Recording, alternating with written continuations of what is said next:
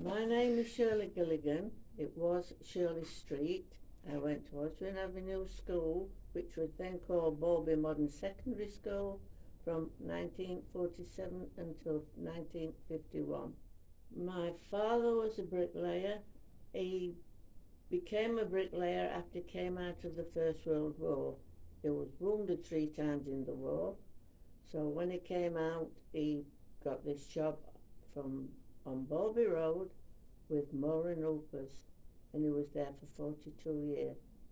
My mum worked sometimes, but of course she had 8 children, so in between she used to work in fields, doing potatoes, pea picking, etc. She did end up then having a job at Ottens and Eccles in their bakehouse, which she loved, and she worked there for years and years. Got too old to work, so she stayed at home, and of course then we all looked after her after that. Of my 7 siblings, 2 of them ended up going to the open air school. My sister went there because she had rheumatic fever, which left her with a heart condition. My brother went there because he had lung problems. He did have to have a lung out when I was 14, so it would have been about 20 when he had that out. So that's the reason those 2 went to the open air school, because of ill health. Before I went to Oswin Avenue, I was a pupil at Waverley Infants Junior School. I started when I was 4-year-old. The reason being I went into the nursery is because my mum was working. That's the reason I got in a bit sooner than anybody else. And from that day on, I hated school, and I didn't like my mother because she left me with complete strangers. And I remember actually hanging on to her to say that she couldn't leave me there. I loved that school. I loved Waverley School. I loved all the teachers. One in particular, on the last year we were in the junior school, Mr. Jackson. There was a Mr. Ward who took the Class B, and Mr. Jackson who took Class A.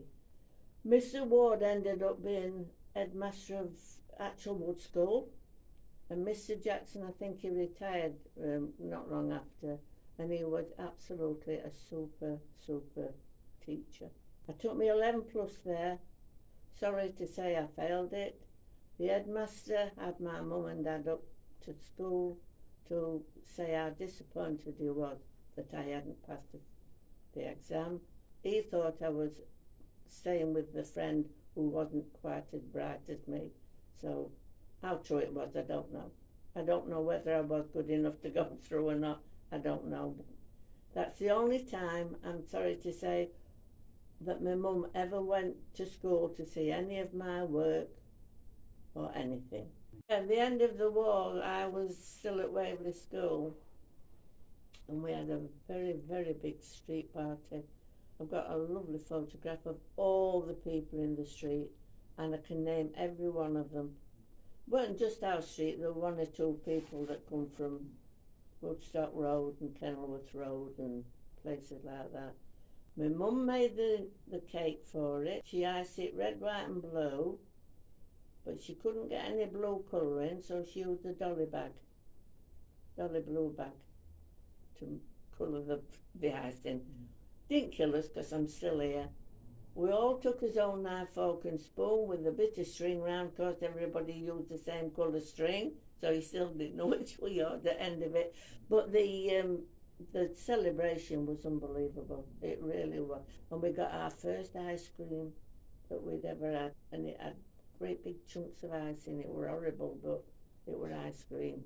Got it from Mazzarella's. Remember them bringing it in a tub thing, and they were scooping it out. It was amazing, actually, how many cakes and jellies and that appeared where you couldn't get them and everything was on ration, obviously.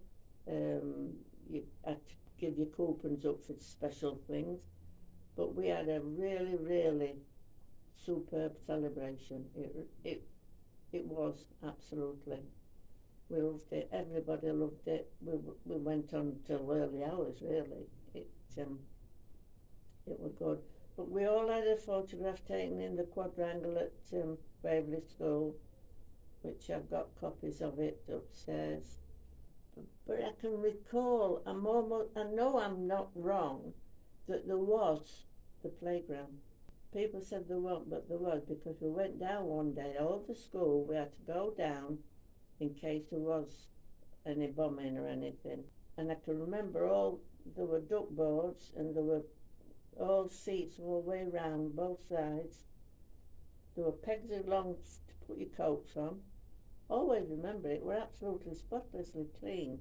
But I remember also one day I always went home for my lunch, because I only lived, 2 seconds from school. And there was an air raid while I were at home. And I thought I did the all clear siren went, but obviously it wasn't. And I was on the one that went back to school at dinner time. But we used to have the siren above the entrance at school, middle of the Waverley Avenue school. There's an entrance where you get in, and it was above there. When we came home from school, we used to see all the balloons up from Sheffield, to stop the aircraft coming over. We used to wait for balloons coming up. They weren't there all the time, only when they thought there were going to be an air raid or whatever. We used to see how many we could count on my own from school. All the balloons were going up. But it was a good day, that victory day. It really was. We thoroughly enjoyed it, everybody, because we managed to all get together. We managed to get something that we couldn't get during war, because everything were on ration. And I mean, ration kept on quite some time. It was still on. Things were still on ration when I started work. After I walked out at my first job, I got a job down Hyde Park in a shop, a beer off, and things were still on ration then. As I say, during the war, when there was an air raid, everybody in houses had their own shelter. It was a galvanised thing. My dad buried ours, just left the top up, covered that in grass and one thing and another. They put a little stove in and bunk beds. Mainly, we ended up going there during the night when it was dark. The air raids always seemed to come during dark, but you could hear planes going. And that's probably why I love the Lancaster plane. Because when you heard that going over, you felt safe, as I say. When the siren went, it was terrible. You dreaded that sound. Even now, if I hear an air raid siren, I don't like it. Even after all these years. I remember my sister coming home on leave once, because she was in RAF. 2 of my sisters were in RAF. They used to help to put balloons up. But she would never go in shelter. She said, if I'm going to go, I'll stay in bed.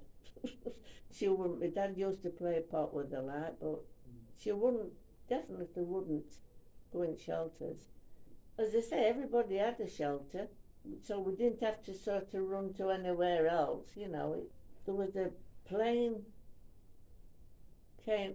I don't think it were a plane that came down so much as it blew up in the air. There was quite a bit of debris came down at back of the church where we lived, on railway line, and some went in Waverley Avenue. We knew it was close because we had an old range then. Everybody had them black Rangers for your fire and one thing and another, and we had a teapot always on range. And when this plane or whatever it was came down, Teapot ended up the other side of the room. Made a right mess on the wall, because my mum were upset because she couldn't get wallpaper, you see, so we had to clean it best we could. War years weren't very nice, I'm afraid, not for anybody. I mean, we got away with it quite well, I suppose. Sheffield got it worse than us. The 1 or 2 things down Sanford Road, they got it bad. Around Slacky's Tip, they got something bad down there, from what I can remember. We got through it anyway, that was the main thing. But as I say, when we had this big party, we sort of forgot about most of it, and everybody started mucking in again and came back to normal. And if there is such a thing as normal, I don't know. There might be.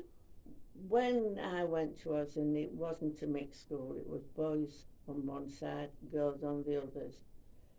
We couldn't mix with the boys at all. There were no way could we ever sort of sneak into their half, or there were doors in between. There was always somebody roaming about. In winter, when it was snowing, we dreaded going to school because the boys were waiting for us with snowballs. We used to have to wait for a teacher so we could get by the boys to get into school, so we didn't get it with snowballs, which some of the boys used to put a stone in, which was very naughty, but they did it, and it hurt. Believe you me, it hurt. We did mix on the odd occasion. We had a session where we tried this ballroom dancing, and that was an absolute disaster. We were all shy, really. Even at that age, we tried it. I think we only tried it once. I don't think it happened again. The other thing was the boys always used to do gardening when we did PE. And this particular PE teacher always insisted we did it in the hall where the boys were gardening. So you could see the boys looking at us rather than digging in the garden, which we didn't like very much because obviously we didn't have enough shorts to go around to everybody, so we used to have to do it in our knickers, which we didn't like very much. Not when you get to 12 and 13-year-old, I'm afraid. But that's the way it was then. You just didn't have the equipment. You just made do with what you'd got, and that was it. Couldn't do any more than that. Oh, I hated that, when we were doing PE. I really did. The gym teacher, Miss Wilkinson, she always wore green shorts and a green top. I don't think I ever saw her in anything else all the time she was there. She always got that. She always had a whistle. And she was always walking around in her shorts, even in winter. I just cannot understand why she did it. I think she liked her body, and to be quite honest, she weren't bad looking young lady, when I think back. But we also had a games teacher, Miss Chapman. Now she was the dead opposite to Miss Wilkinson. Miss Chapman was a proper hockey girl. We used to go on town fields. All our games were done on town fields. Apart from once we went to the playing field down Sanford Road. We mainly went to town fields. We used to have to get changed in pavilion and then go halfway down town fields and play hockey and netball or whatever it was that we were doing. We used to divide. Some did hockey, some did netball, some just did tennis. That's where we did ours. There were nowhere we could have anywhere to do any games at Oswin at the time. I mean, there was a field which we called half acre. I mean, that were absolute rubbish. It was just like a tip, to be quite honest. I think they dumped stuff on and it got all uneven. And I know once we tried playing cricket on it, which if they threw bowled the ball, and it just went anywhere rather than towards you. It was so uneven, it was unbelievable. So that were our games, really. I say PE, we did a lot in the hall. We used to do a game called Pirates, and I stopped doing it because we stacked all these benches on top of one another. I think we stacked up to 3, and I slipped on one and all the lot came down on me. So after that I didn't like doing PE very much. It put me off. I didn't mind doing the other kind of PE, the over the horse and things. One girl went over the horse, and when I think of it now, the way her arm twisted was unbelievable. She was lucky, really. Her arm sort of broke, but twisted right way around. But teacher insisted we did it this height, and it was far too high for us, but you don't argue with a teacher, do you? Really. And I've seen the same girl in town umpteen times, you know, she's fine, but she will fine after they'd set it for her and that, but there you go. That's part of it, isn't it, I suppose. Yeah, I like maths. Mind, I'm not bad at maths. I'm not brilliant, but I'm not bad. Geography I really hated, because I still can't draw maps. Never could then. I couldn't see a point in geography, to be quite honest. It wasn't that kind of a thing for me. But you have to learn these things, don't you, when you're at school? I didn't mind history. I liked history. And we had a teacher come once. She was like a student going from class, school to school.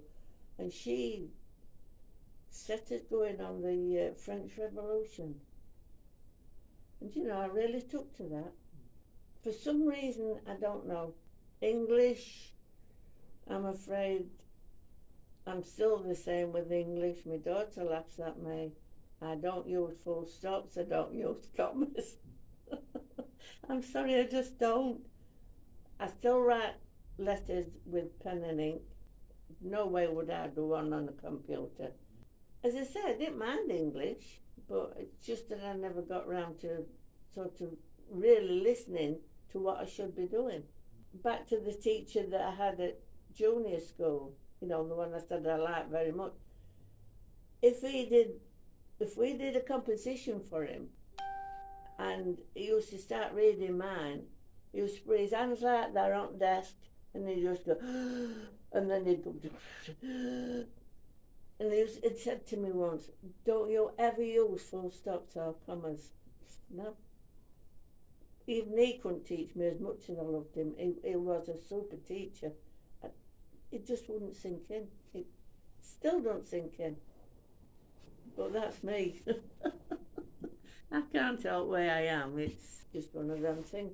But yeah, most of the lessons I didn't mind. There was one incident when I was at Oswin Avenue School. We were in domestic science, as we used to call it then. We used to do a bit of cookery, washing, ironing, things like that. But there was one class in particular that was a bit unruly.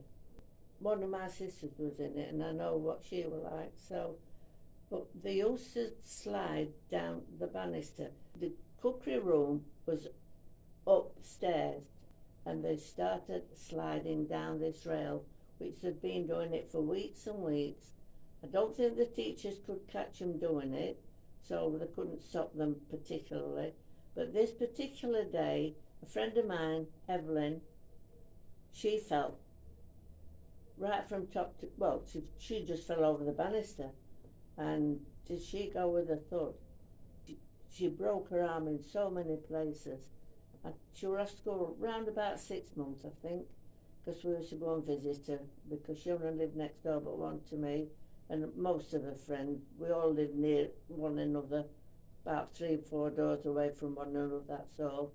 We used to go there, play table tennis, talking to her, because she obviously couldn't play it with her arm, but we used to go in there and Mum let us use the table and to keep her company and that. Soon as she fell, obviously they got the ambulance. Everybody was in trouble. We all had to go see the headmistress. Within a day, they put little bubbles all along the banister rail so that nobody could get down it again. And I had often asked people about that, you know, if they knew what they were, and they all said no until I told them why. So I must have been there at the right time to see it happen. But she really did go with a thud, and all because she was sliding down banister. And how they had the nerve to do it, I don't know, but they did. I wouldn't have dared. I would have been frightened of getting caught and also frightened of falling. because I was a bit of a coward, really, but there you go. No, when I came out of our house to go to school, we lived dead opposite the church. I love that little church.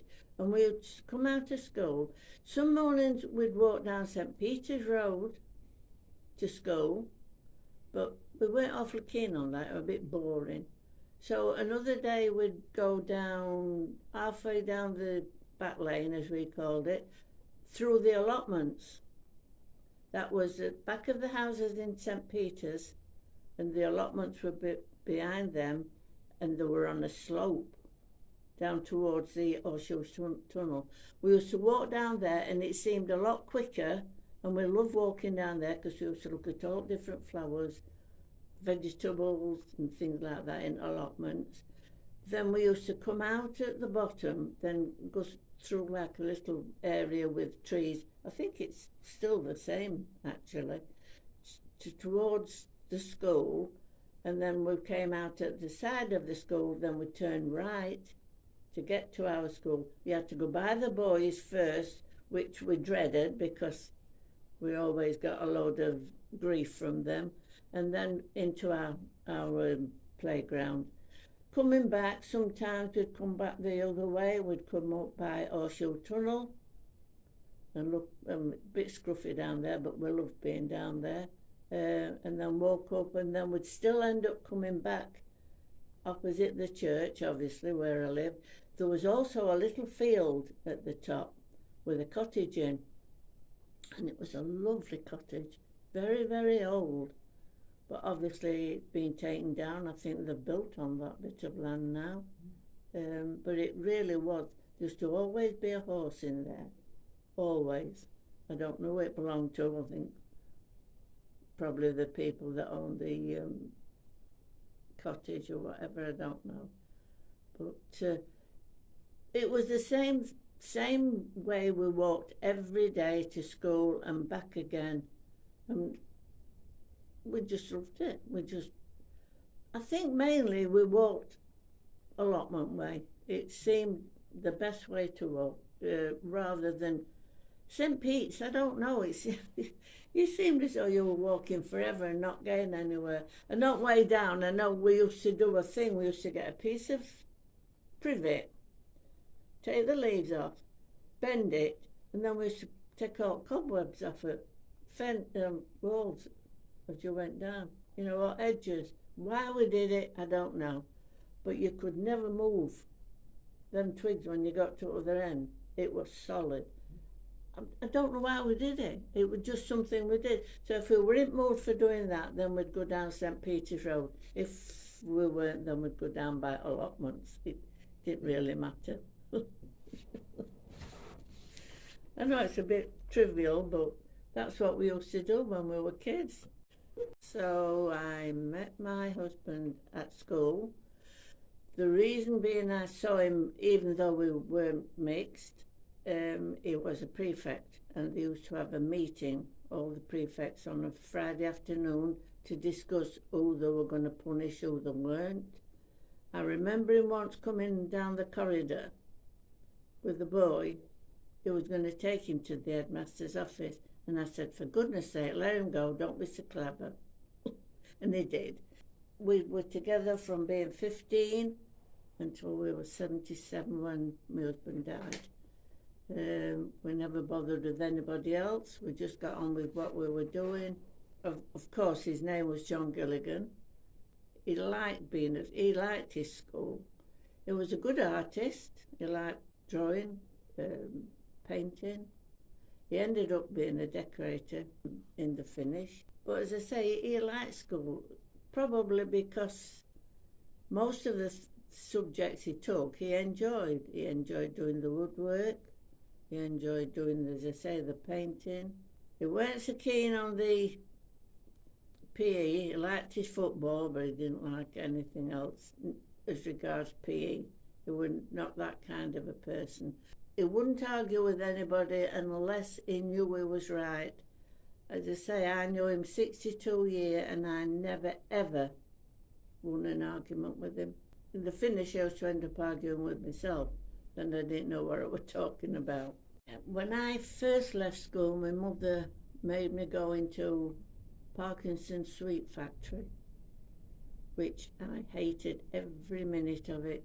I went there for 4 weeks, and on the 4th week I'd had enough. I just walked out. I wasn't geared up for factory work.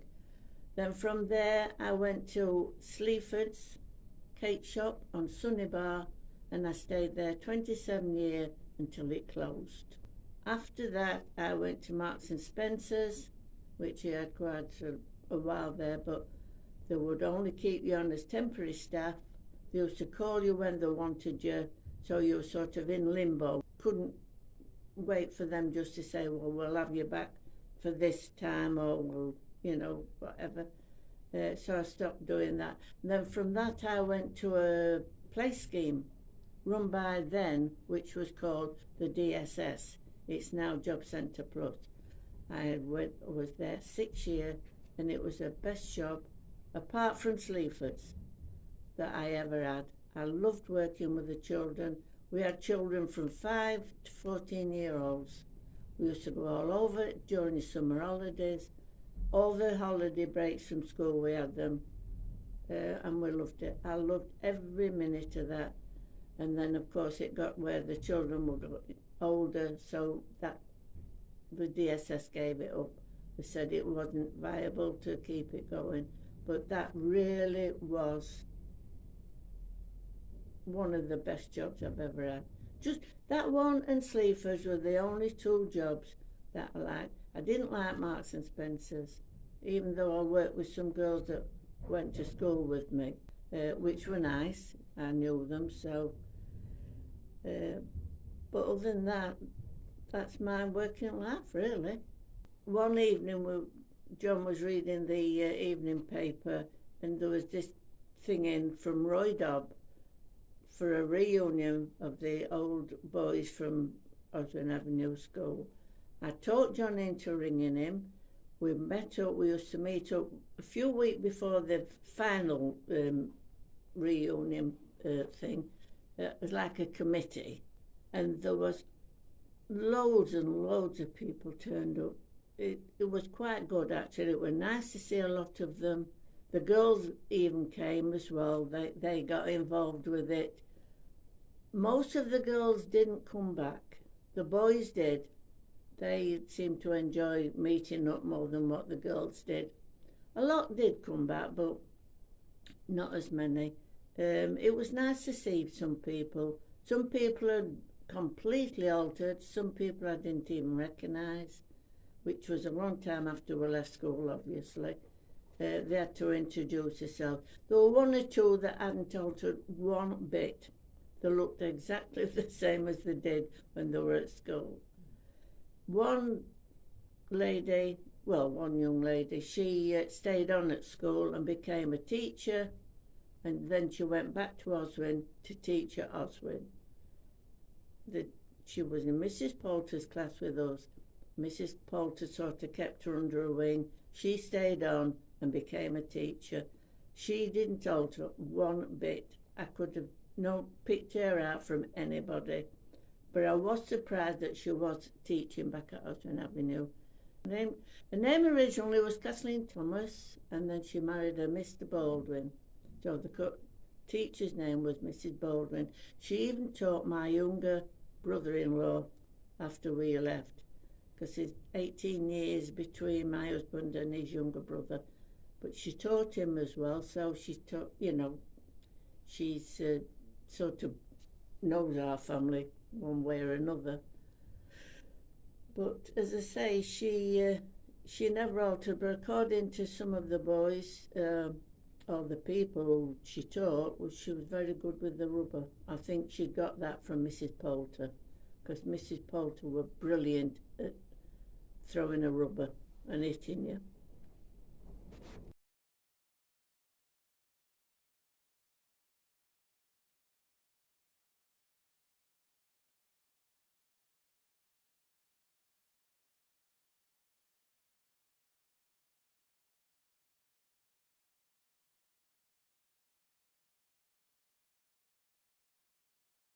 If you would like to know more about the Ossie Through the Ages project, then please email me at tonyarmstrong1959@outlook.com. Thank you.